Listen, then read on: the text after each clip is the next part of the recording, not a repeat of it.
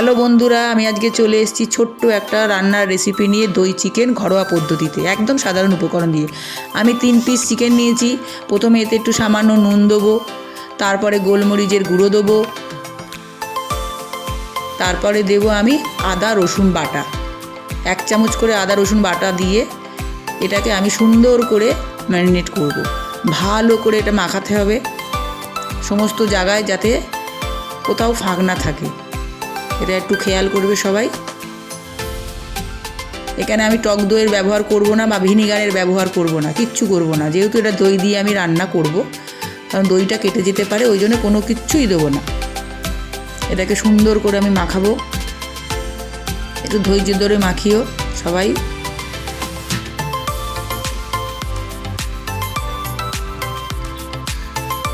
আমি প্রথমবারই চেষ্টা করছি, আগে কোনোদিনও করিনি। এবার এটাকে আমি চাপা দিয়ে রাখলাম 30 থেকে 40 মিনিট। এবার কড়াই বসালাম, কড়াই গরম হয়ে গেলে আমি সাদা তেল দিয়ে দিলাম। 1 কাপ মতো সাদা তেল নিয়েছি আমি, পুরোটাই আমি দিয়ে দিলাম।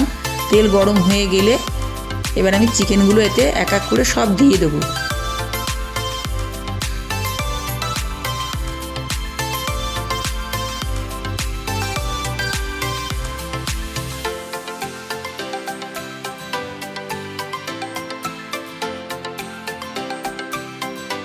আমার 3 পিসি চিকেন দেওয়া হয়ে গেল। এবার আমি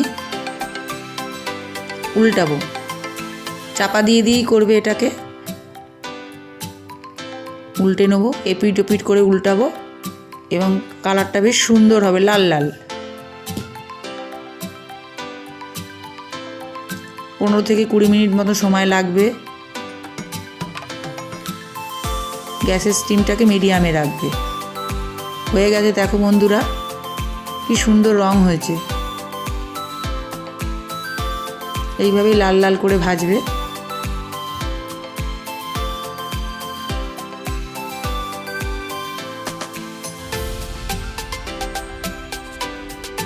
আমার হয়ে গেছে। এবার ওই তেলের মধ্যেই আমি 3-4টে এলাচ একটু থেঁতো করে রেখেছি, 4-5টা লবঙ্গ এবং 2টো শুকনো লঙ্কা ফোড়নে দিয়ে দিলাম।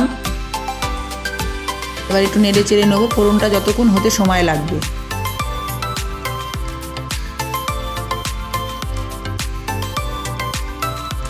ফোড়ন আমার হয়ে গেছে প্রায়।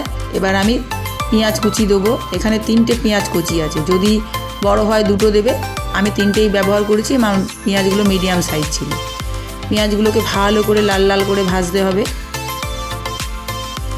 একটু উল্টে পাল্টে নেবে। হ্যাঁ, আমার পেঁয়াজ ভাজা হয়ে গেছে। এবার এর মধ্যে আমি আদা বাটা দেব।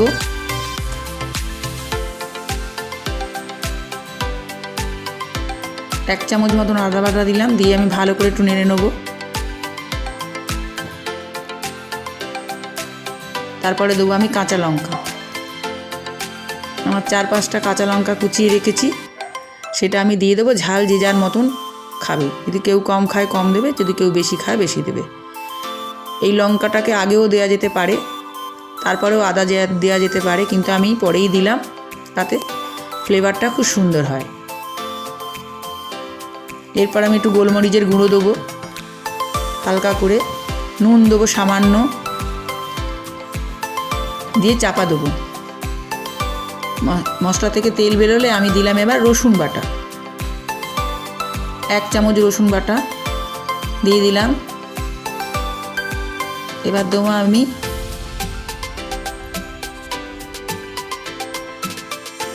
ধনে গুঁড়ো, 2 চামচ মতন আমি ধনে গুঁড়ো দিলাম।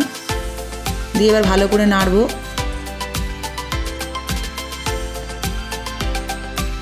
এরপরে দেবো আমি কাজু বাদাম বাটা। এখানে 7 থেকে 8টা কাজু বাদাম আছে, ভালো করে পেস্ট করে ওটা দিয়ে দিলাম। এবার আমি ওই বাদামের বক্সটা, টিফিন বক্সটা ধুয়ে ওই জলটাও দিয়ে দিলাম, দিয়ে নাড়াচাড়া করব। একটু তেল তেল যখন বেরোবে, মশলা থেকে যখন তেল ছাড়বে,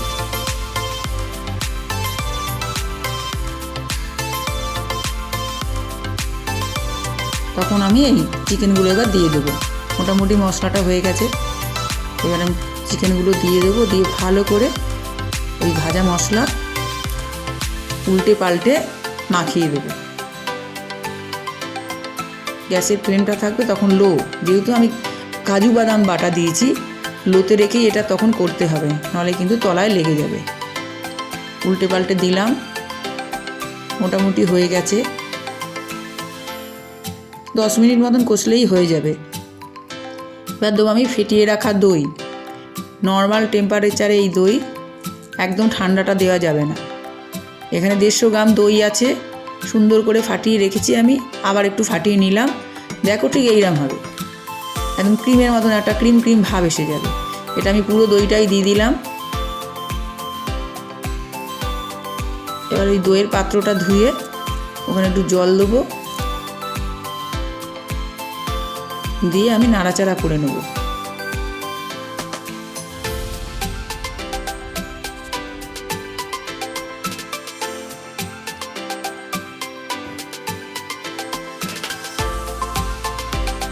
জলটা পুরো দিয়ে দিলাম।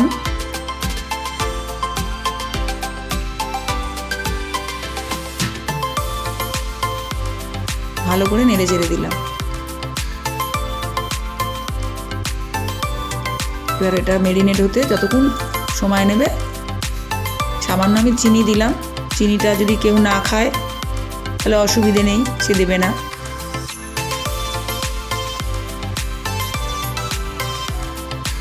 একটু নেড়ে ছেড়ে এবার আমি নাবিয়ে দিলাম। এরপরে দিলাম ভাজা জিরে গুঁড়ো,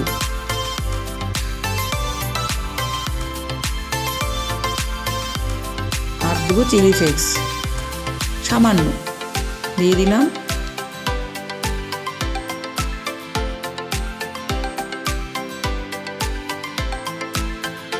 এবার ধনেপাতা কুচি এর মধ্যে ছড়িয়ে দিলাম। নামানোর আগে একটু সবাই নুন চিনিটা দেখে নেবে ঠিকঠাক হয় কিনা, আজ হয়েছে কিনা। মোটামুটি তেল ছেড়ে গেছে, ব্যাস রান্নাটা আমার কমপ্লিট।